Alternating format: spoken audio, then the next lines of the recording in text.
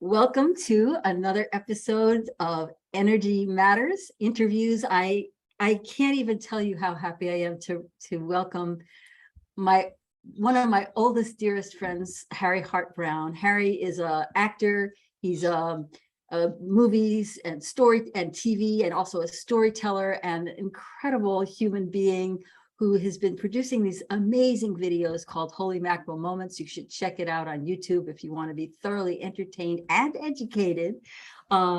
Harry he's the brother of my heart. We've known each other since we were 16 or 17 years old and really have never stopped loving each other. It was like we connected the first day at an acting school, and it just unfolded after that. So I'm definitely one of your biggest fans, Harry. So welcome to Energy Matters. Oh my God. I don't have many criticisms of your introduction, because right before you said, what do you want me to say? I said, oh, say whatever you want. It'll be fine. And it was more than fine, Vicki. Thank you. Oh, good. Phew. What a relief. What a relief. You didn't want me to scold you now. That was Edna Mae Oliver coming through. So just to be clear to folks who are watching, Edna Mae Oliver was one of my very favorite actresses when I was about 18, 19, 20, probably still is in a certain way. I even had a puppet character that I based on her. She was somebody who was in the old movies, black and whites of Pride and Prejudice, and she always talked like this, and I just absolutely loved her. So we, every now and then, Harry and I have to embody her with one another. So that's a little secret invitation into our friendship. So Harry, I want to ask you. Can I say a little bit about Edna Mae? Sure, of course. She was also had a prominent role in David Copperfield. That's what it was, David Copperfield. Well, and also Pride and Prejudice. Yeah, she yeah. was great in that too. She was in a lot. But she had a little patch of grass in front of her little house. And in the opening scene, the donkeys of some neighbors come across. You, off my green, get the donkey off my green.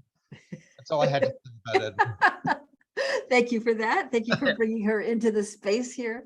So I want to begin by asking you, when I said energy, energy matters, and I want you to do this, you had a little bit of like a yes, no, because you kind of went to a place. So I want to ask, first of all, what is it for you? What does energy mean for you? Is that part of why you got stuck, is trying to define it, or is it something else that got you to a place where you weren't sure you were ready to talk? Well, I've thought recently a little bit here and there about energy, and I remembered in the far recesses of my brain that I'd read a really interesting article about it, and I wanted to brush up on it before I committed to coming on the show, because I thought it would be of value to share the essence of it. That was part of the reason why. I thought, Harry, if you do the show with Vicki, you better be prepared to speak intelligently about energy. And then another part of me said, well, Harry, everything is energy, so you probably can't go wrong. That's probably what I would say too. Door number two. Yeah, and I just want to say, you're the person in my life who has helped me think in terms of energy, and you've given me I don't do Qigong, but I remember exercises I've seen you do in classes and in your great book, Way of Joy. But also in the anecdotes you've told me about, they stuck because they were so interesting. For example, I'll try to synthesize it, and correct me if I got it wrong. There was a moment many years ago, you got hit by a car and somehow you knew to surrender and go with the energy instead of tightening and resisting. And then you went with it and you were a lot more fine than you would have been otherwise. Is that it? Well, that was, I could see a car was coming up really fast, and I just thought in that split second, I need to go in the same direction. My energy needs to go in the same direction as opposed to trying to block it. And so I think that's part of what happened. But what happened beyond that was that once I was thrown up into the air, because it hit me at about 30 miles an hour. And I had this moment, I don't know if I've ever even told you this, where I felt like I was a seed inside of a hull. Did I tell you this? No, I don't recall. Okay, so I felt like I was a seed inside of the hull, and the seed was located around my navel center, which surprised me. Somehow I would have thought it would be around my third eye. And I was looking around on the inside silhouette. I still remember sorting the inside of the silhouette and thinking, oh, I really am a seed in a hull. I could stay in this body or I could leave. And obviously I decided to stay. And when but that was a time out of time. Oh, I mean, that was your life? The yeah, it was whole just was this. like this lifetime. If you left it, you would have left. Oh my God. Right. Wow. Yeah. And then, and at this moment of decision, I mean, I was actually pretty depressed during those days. And so it wasn't a given that I would even stay, but I decided, no, I will stay. And when I opened my eyes, I was coming into the pavement really fast. And that's when I tucked into a martial arts role. So Oh that's, God. yeah. Yeah. So when you heard the story about me going with the energy, what did that bring up for you when you had heard that first? Just keep it in mind in case I'm hit by anything. A, Handy dandy little, nugget to have just in case. a tip for staying alive when you're hit by a car. Exactly. Like staying alive, except when we're ready to croak, and then we do that gracefully too, hopefully. But Well, there's an go oh, ahead. well, I was just going to say regarding you and energy and the things I've remembered over the years, it's so funny because you said instead of blocking it, you went with it. There was another instance where you did block it to another kind of beneficial effect because it was coming toward you in a negative way and you felt it and you did something energetically. And the person approaching you, who's probably not having your best interests in mind, like boing, bounce backwards or something. Anyway, oh, that That's that's true. That's true. I was playing with something called Wei Chi. uh, But when I was thinking about you as an actor and as a storyteller, and one of the things that you do so brilliantly again and again is how you embody characters. It's almost like you're a shapeshifter no, thank you. when you go into these different characters and these different attitudes and these different voices and different body. I mean, it's just really extraordinary to watch you shapeshift.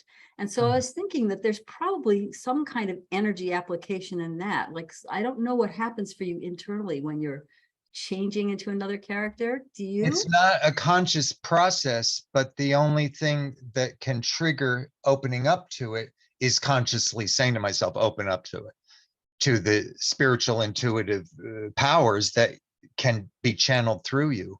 I remember one time I was called to I was called to read for the part of Charles Manson in a TV movie about the Beach Boys. And apparently one of the head Dennis, I forget his name, but one of the head Beach Boys had an interaction with Manson.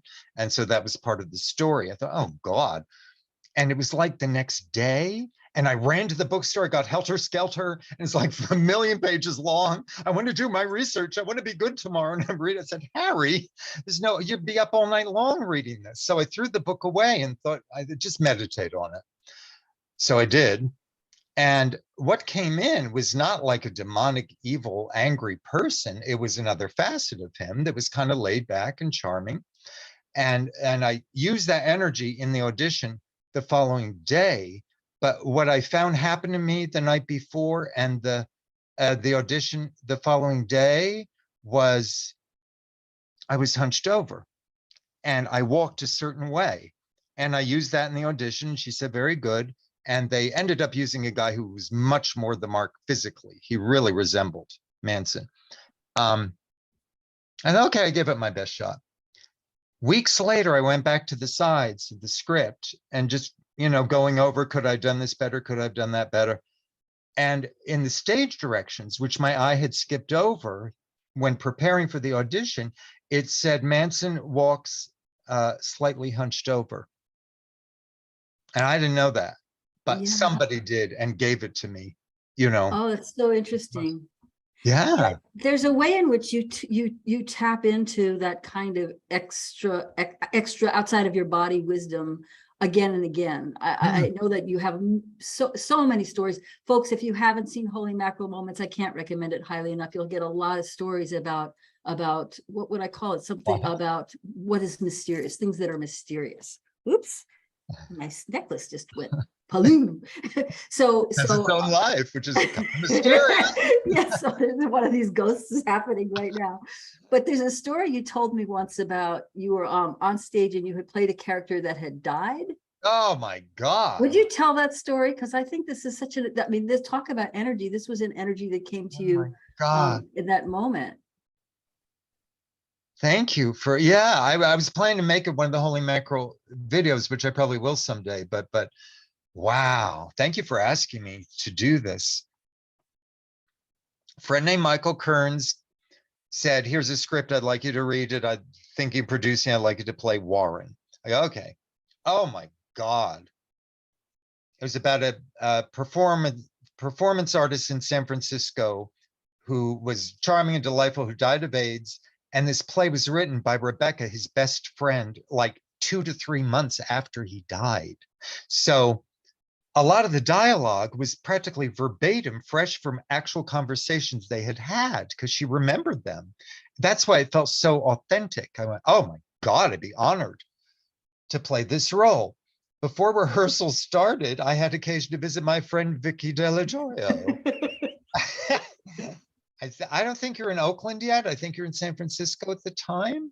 Yeah. And we're in the car, you're driving to the airport, I guess at the end of the visit. And you said, what's new? I said, oh, I didn't tell you about the play. I'm in a play. It's about a real guy named Warren who died of AIDS, and he's charming. It's a role. It's a beautiful, touching play. And he said, oh, that sounds great. What's his last name? I said, Johnstone. You said, oh, and where did he live? I said, well, he grew up in the Midwest, but he lived most of his adult years, and he died here in San Francisco. You said, I knew Warren. I said, what? You said, I knew Warren. He was a friend and he did these shows. That was the first holy mackerel moment. You remember this? And then when I got home, he sent me a photograph of him talking to a red cabbage and a zucchini, because they were like his puppets. I mean, I wish I'd known him. He sounds so fun and funny. He was very creative. Yeah. And you sent me a long letter of your memories of him. And you sent me an 8x10 of his lover. And it's like, wow, how synchronistic is this? So that was the first thing that made it amazing. And then we rehearsed it, and we were in the middle of our run, coming to the end of the run. And I was in the seat of the character as far as lines went. Like, that was not a problem. So because I didn't have to think about what do I say next, that was far behind me, I was more open to being in the moment, in the acting. And on this particular night, there was an energy in the room that was kind of special, because Bob Harbin was there. He was a casting director for LA Law, and he'd always been really nice to me. And I think he compared himself to Peter Pan once. He said, you know, I love not growing up, and I love baby bulldogs. And I went, yeah, me too, me too. So there's a sweetness in him. But the big thing was Rebecca Ranson, who wrote Warren, had flown into LA to see the play. So for those two reasons, I was kind of heightened energy-wise. I wanted to turn my nervousness into excitement and good feelings. So I did my best to do it before curtain went up. And as the performance progressed, I thought, I'm doing fine. This is great. Now we come to the last scene where I'm in a hospital bed and my family is surrounding me. It's my lover, my girlfriend, my stepmother, my father. And prior to this night, I had always played it very emotionally, because I'm about to die. And here's my family crying, and I'm crying, and, you know, trying to suppress it, but not being successful. And that just felt appropriate to me. Well, on this night, during the performance, that scene I just described was beginning. And because I was so relaxed, I felt this beam of energy enter my left temple and fill me up immediately. And I knew Warren was in me. I felt Warren's spirit was guiding me from that moment on. And my whole interpretation changed on a dime. No tears, like I have now. No tears during the performance. It was a totally different vibe. As Warren, with Warren guiding me, I was looking at my stepmother's, I'm sorry, his stepfather. I was looking at my mother's face, the character of my mother. And instead of going, oh, I'm going to miss my mother, I was very detached and intellectual. It's like, this is the last time you're going to see her. If this is her face, you better study it now while you can. And I began taking mental pictures of her crow's feet and the line of her jaw and her nose, going, I never noticed that before. Why didn't I look before? Just studying every detail of her face. So that felt right. You know, it was very different, but it felt right to me. And And the rest of the scene, I was kind of just taking a last look at everybody. And then I died. And one of the concerns I'd had up to this night was really appearing dead, because the scene continues for a bit with me dead in the hospital bed. And I'd seen too many plays and movies where the eyelid would flutter, or you'd see someone breathe a little bit. And I'd go, I don't want to do that. So in previous performances, I'd always held my breath, never quite long enough, but I thought it's the only way I can be totally still.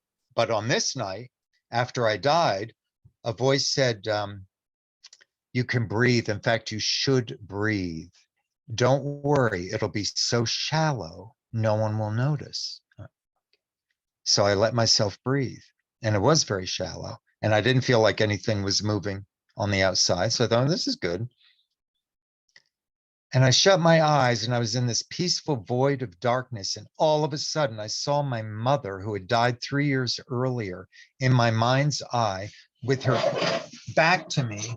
And she was looking over her shoulder, and there were these huge white wings springing out of her back like an angel's wings. And she had this mischievous smile on her face, and she went, want to hop aboard? And in my mind, I said, okay. And I grabbed the base of both wings, and we whooshed up out of my body to the top of the theater. I went, oh my God. And I could sense the play going on beneath me. My mother was right next to me at the top of the theater. And I went, I gotta look dead now, because I'm not in my body. Thank you, Mom. This is so cool. And the play continued out of the hospital room into the funeral scene. And the family and friends are gathered around. And in the last moments of the play, they begin singing Amazing Grace. And I'm kind of enjoying watching it. I go, oh, wow, this is so touching. Shit. The play's about to end. The lights are going to go down. I have to be in my body for the curtain call. I said, Mom, I could just feel her energy was so warm and enveloping and sweet. And I said, Mom, I love hanging out with you, but I have to get back in my body for the curtain call. She said, I know. Go ahead. I said, okay. Next thing I knew, I was in my body. The song ends, the lights come up, I stand up, we bow, and that's the end of the play. Oh my gosh. Oh my gosh. Afterwards, people hugged me, they were crying, they said, thank you. The author was there crying. Someone said, thank you. That was amazing. And my God, when you die, you really die. Mm. I said, well, I never wanted to die on stage except in that way, and I'm glad it was successful. So that's pretty much what happened. Wow.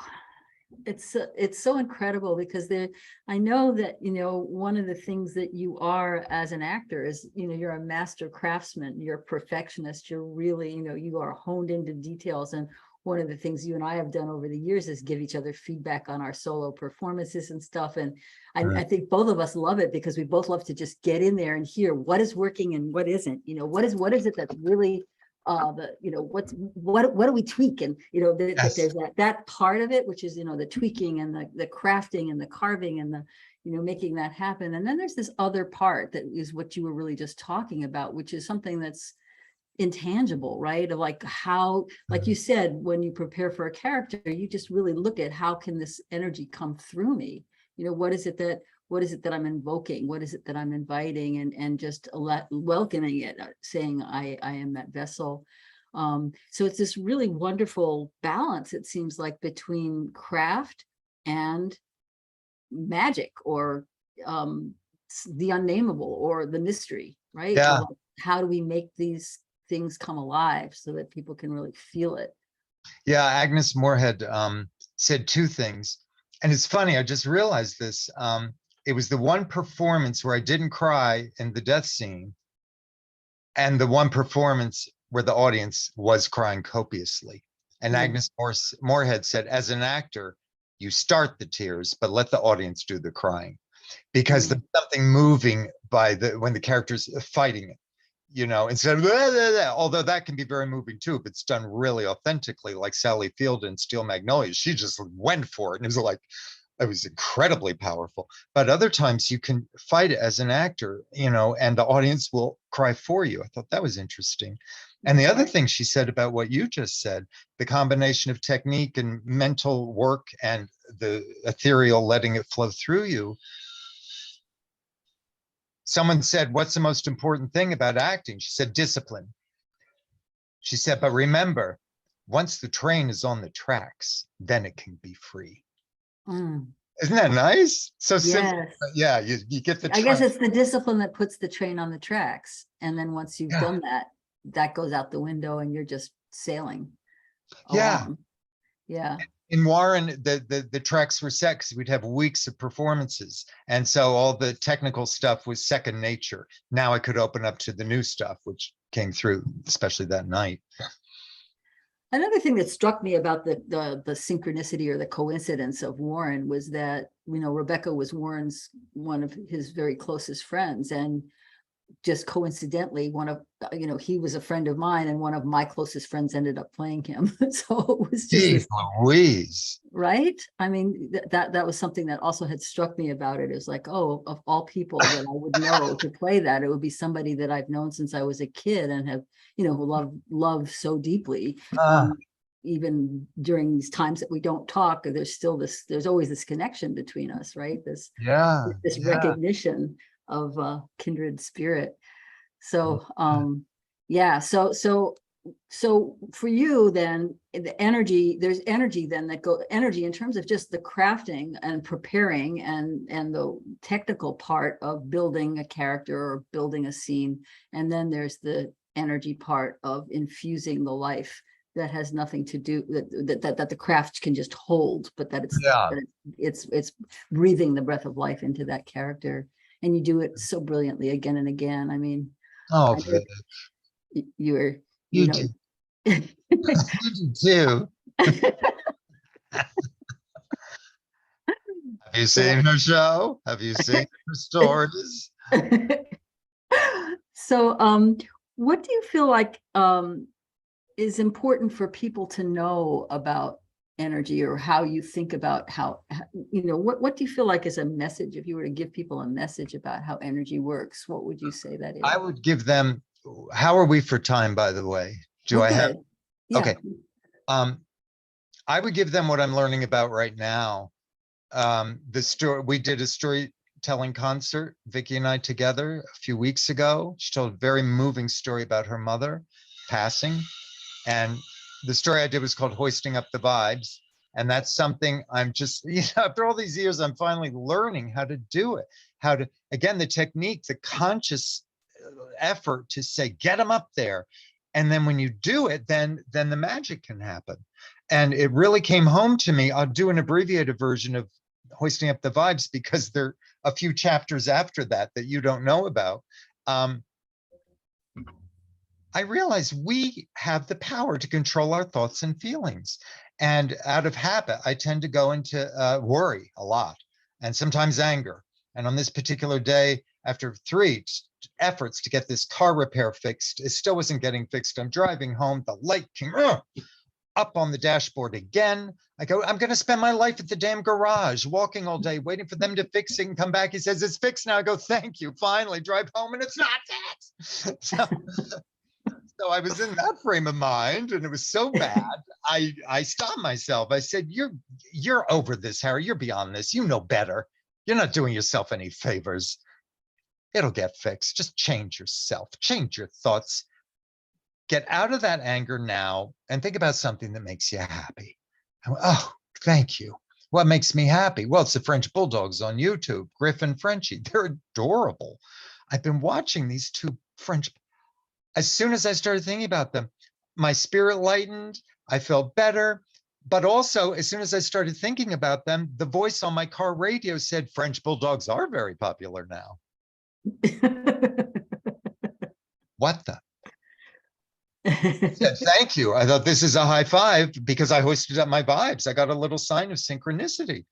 Later that week, I took my car to another garage. Another mechanic did fix it permanently. And he also mentioned he had a French bulldog. So I tell this story, what I just told you, to a classroom full of kids. And they went, cool. And afterwards, the teacher walked up to me with his phone, showing me a photograph of his French bulldog. So I told this a few times, and people said, well, Harry, they are very popular. I said, I know they are, but my God, I think it's pretty holy mackerel. I find so many in a row. Thanks to our friend Jennifer, I got a screen call with someone for a podcast. She's in Brisbane, Australia. And we were having like a meet and greet on Zoom. And I told her all this stuff I told you, and there was dead silence, crickets. I thought, she hated my story. She's not responding. I expect her to go, oh, wow. No, nothing. Finally, she said, should I say it? I went, here it comes.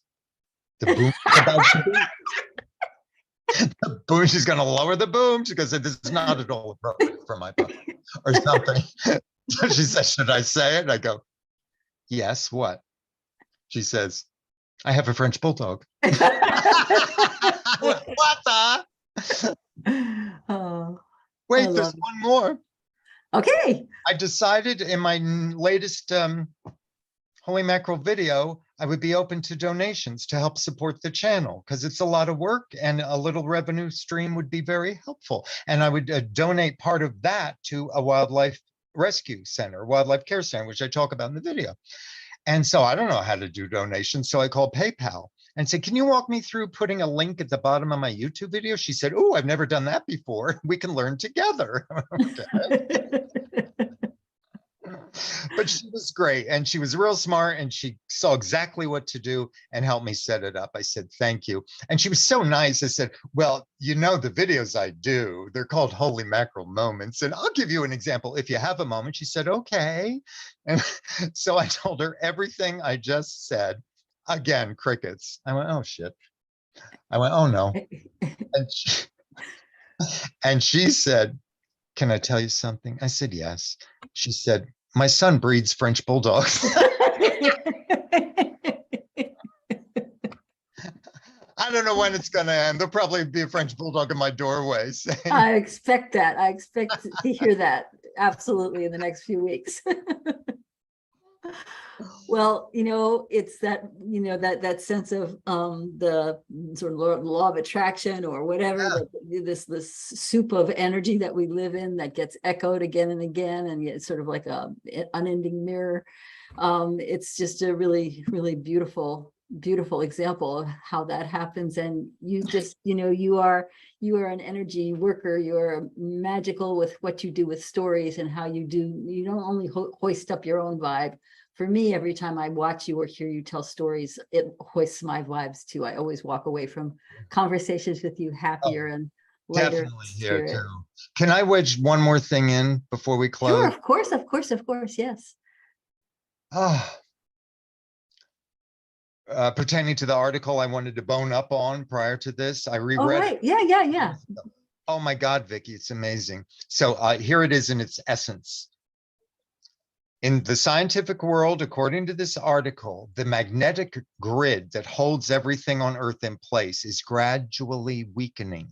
At the same time, the electronic pulse heartbeat of the Earth is gradually increasing.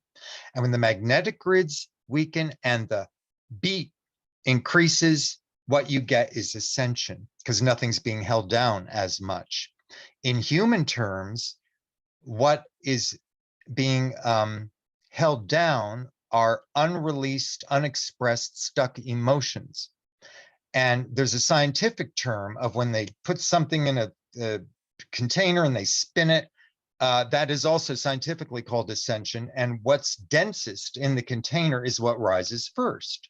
And it said in human terms, as we're evolving and ascending, what rises first within us are our stuck emotions. They cause crimps in our energy field because maybe as a kid, we didn't feel safe letting them run their course through our body. So we trap them and they're stuck.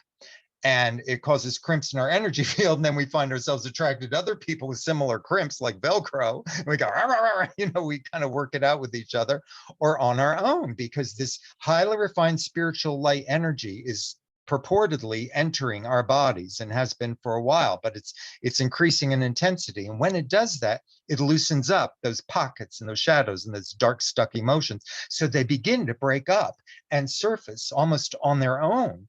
So if we find ourselves suddenly angry with no apparent reason why, it might be an old anger that we never got to feel before, or we'll sob and not know why. That's releasing the stuck emotions. And in feeling them finally, feeling them fully, we are releasing them. And that creates a void in our system, which is then able to accept more of that highly refined spiritual light. And that, each time we ascend a little higher. And when we ascend higher and we're more filled with a higher spiritual light, that's when we get past life memories coming more frequently. We get closer alignment with our intuition and our higher self. Our third eye opens up. We see spirits more, all that cool stuff becomes more available to us. So it's a really exciting time on the earth, and we see all the tumult. That could be like a lance piercing the boil. So the toxins come up and out, or the dark, stuck emotions come up and out. This whole mess could be part of the healing process. And simultaneously, we're raising our vibes to heal it, get it out, and release it, and then get beyond it to a higher place of peace and happiness for all. Mhm. Beautiful. What a beautiful way to end this. Thank you so much for that inspiration. And may it be so. May it be so. There's a concept of chaos and reorganization that Priyajin wrote about. It's sort of in the same vein. And it just seems so clear to me that that's so true. The more that we can release that which is stuck, the more flow we have in our body, the higher the vibe. So Yeah. thank you so much, Harry, for this time together. I love what you said in an earlier interview. Someone's asking you about what you wanted, and you said, I want to do all the work I can to change the world. And in my lifetime, please, hopefully, hello. Yes, come on, let's get some going now. So thank you for all your fine work and cherished friendship. You mean the world to me. Thanks, Harry. Thank you, Vic. So listen, folks, if you enjoyed this, please check out some of the other Energy Matters interviews. Yes. And I love you. If you're in the Energy Matters community and you want to talk to me and do one of these interviews yourself, just reach out. I love hearing from many people. So thank you all for watching. Bye-bye. Thank you. Bye.